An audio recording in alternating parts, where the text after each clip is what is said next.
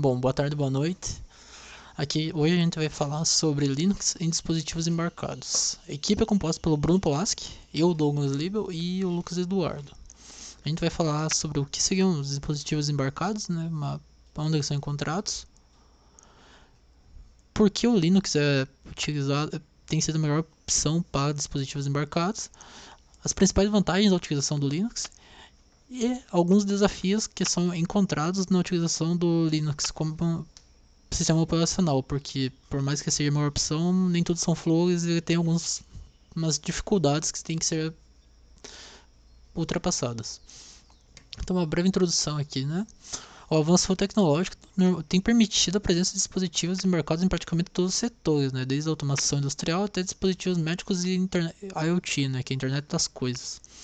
Então, essa liberdade oferecida pelo Linux, ela fez com que ele emergisse como a principal opção em dispositivos embarcados, já que os desenvolvedores, os fabricantes, eles podem pegar o Linux, o núcleo do Linux e modelar ele conforme a necessidade do dispositivo específico. Bom, aqui o que são, né, dispositivos embarcados, né? Sistemas embarcados e suas particularidades. Então, sistemas embarcados são dispositivos de computação, né, que são projetados para executar funções específicas. Então, normalmente um sistema embarcado ele vai fazer uma coisa específica e normalmente é isso. E também geralmente eles atuam em tempo real, né? Então esses dispositivos eles possuem poucos recursos, né? Ou limitados, né? Em processamento, baixas quantidades de memória, energia e eles precisam operar de forma confiável nessas condições. Então, tipo, por exemplo, como você tem na introdução, né, setor de automação industrial, né? Seria, por exemplo, um dispositivo embarcado seria aqueles braços mecânicos que são utilizados em fábricas, por exemplo, de automóveis, né? Ou uma ferramenta de corte específica que faz toda a laser. Também seria um exemplo, né? No setor automotivo, dispositivos embarcados são muito presentes, né? Em carros, principalmente. Por exemplo, o computador de bordo do próprio carro que todo tem, ou carros mais novos que normalmente vem com uma central de mídia, né, que vem com GPS e coisa. São dispositivos embarcados que têm poucos recursos, atuam de forma limitada, com uma quantidade de energia limitada e que normalmente não vão ter conexão com a internet, né, nesses casos, por exemplo, de automóveis. Então eles têm que operar muito bem. Outro exemplo também seria na medicina, que cada vez mais tem sido tomado a direção da tecnologia. Então, esses dispositivos têm sido muito utilizados. Não necessariamente diretamente na medicina, mas, por exemplo, algo que muitas pessoas têm relacionado à saúde, seria, por exemplo, aparelhos de medição de pressão. É um exemplo de dispositivo embarcado. Ele opera muitas vezes com pilhas e num hardware muito limitado e tem que fazer as funções muito precisamente para não dar informações incorretas, né? Então, assim, todo mundo acaba usando um dispositivo embarcado sem nem saber, na maioria das vezes, né? Por exemplo, quando você pega seu micro-ondas todo dia, você está utilizando um dispositivo embarcado, porque o painel do controle do micro-ondas tem um sistema operacional que executa funções baseadas em entradas e que são muito específicas e que não podem ter erro, entendeu? Então, aqui um exemplo que está nos slides que está citado seria um sensor de temperatura numa fábrica, né, ou dispositivo de monitoramento de saúde, né. Também, por exemplo, um termômetro digital é outro exemplo de dispositivo embarcado. Então, tipo, esses sistemas possuem recursos limitados, o poder de processamento é baixo, o consumo de energia tem que ser baixo muitas vezes, e eles precisam ser extremamente confiáveis. Então, e por que o Linux é a melhor opção, né? O Linux, ele é a melhor opção graças à sua flexibilidade, né? Então, a flexibilidade do Linux e a adaptação aos sistemas embarcados. Então, tipo, o Linux se destaca por ser open source, principalmente, você não tem dependência de outra empresa, para botar um dispositivo que vai ficar muitas vezes sem acesso à internet, sem acesso a atualizações ou coisas do tipo, e nem presa de licenças. Então, já é só isso já ajuda muito na escolha.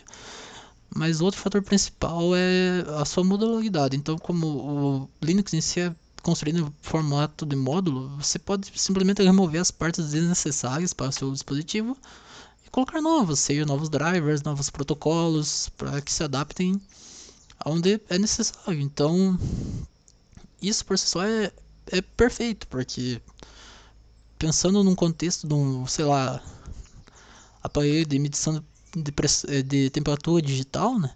Você não precisa de muita coisa e você precisa de coisas muito específicas. E o Linux ele te dá essa possibilidade de remover tudo e adicionar tudo que você precisa. Bom, e agora eu vou passar pro Bruno. Bom dia, boa tarde, boa noite. Meu nome é Bruno. Eu estou aqui para falar sobre distribuições Linux para sistemas embarcados. Eu gostaria de começar comentando sobre as ferramentas Yocto e Buildroot. Elas são amplamente utilizadas para criar versões personalizadas do Linux para sistemas, dispositivos embarcados. O Yocto, por exemplo, ele permite que os desenvolvedores construam distribuições Linux otimizadas, escolhendo apenas os pacotes essenciais para os dispositivos, como o Douglas comentou antes. Essa abordagem ela resulta em sistemas operacionais mais leves, porque elas não têm pacotes desnecessários e que acabam ocupando tanto memória quanto processamento, e de fácil manutenção, né? Pois elas são mais enxutas em si.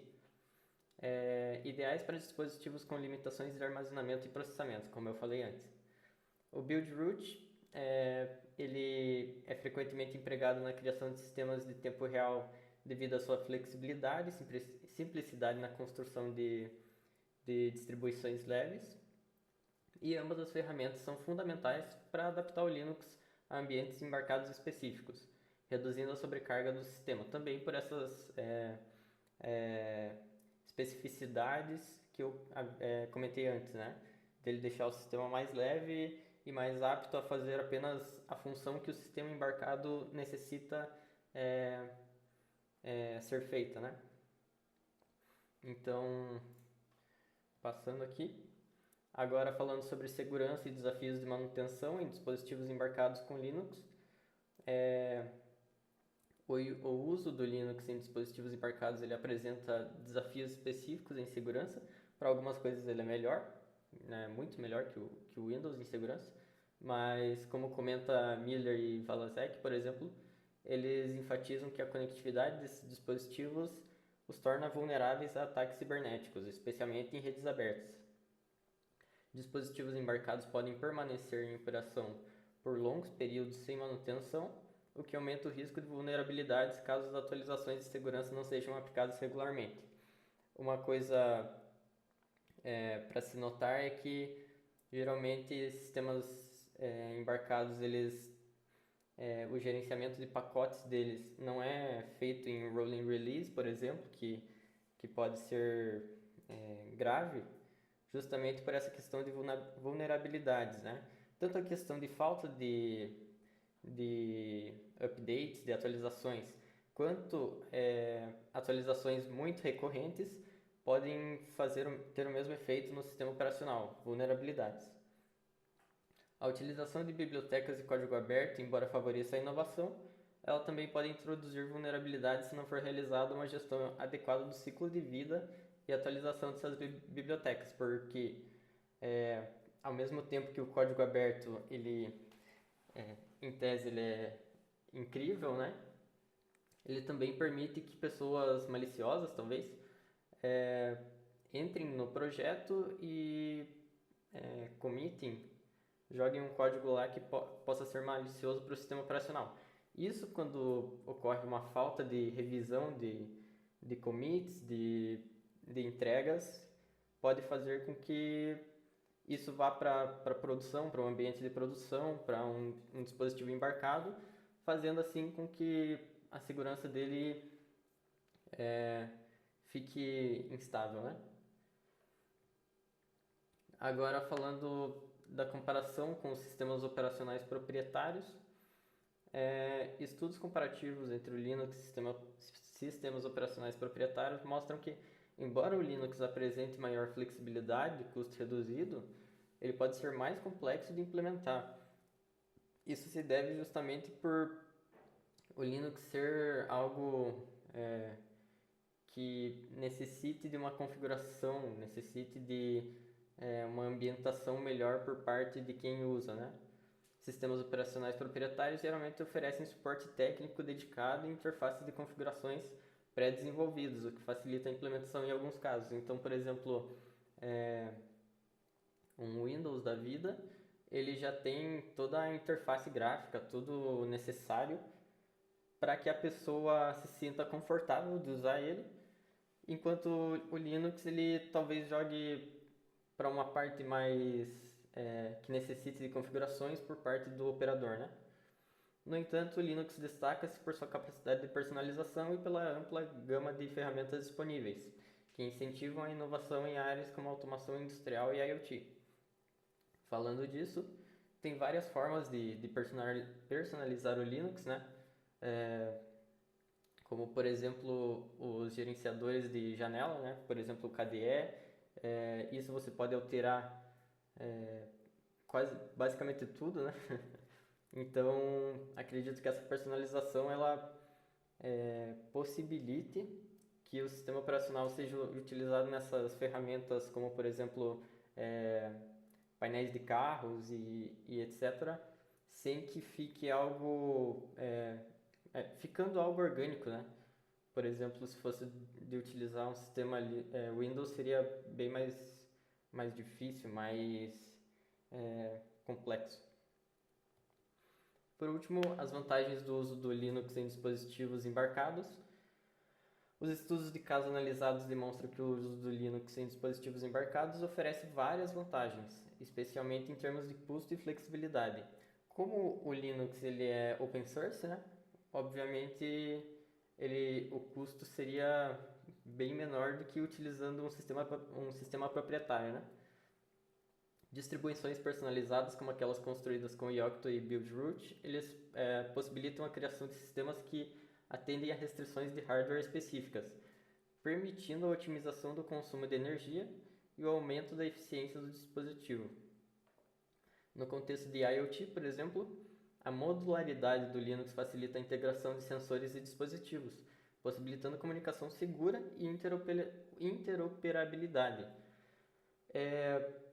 Resumindo, como o Linux é mais personalizável, como o Linux é mais fácil de ser integrado e de se desintegrar para integrar, ele consegue fazer uma junção mais orgânica do que outros sistemas operacionais nessas questões de hardware em si.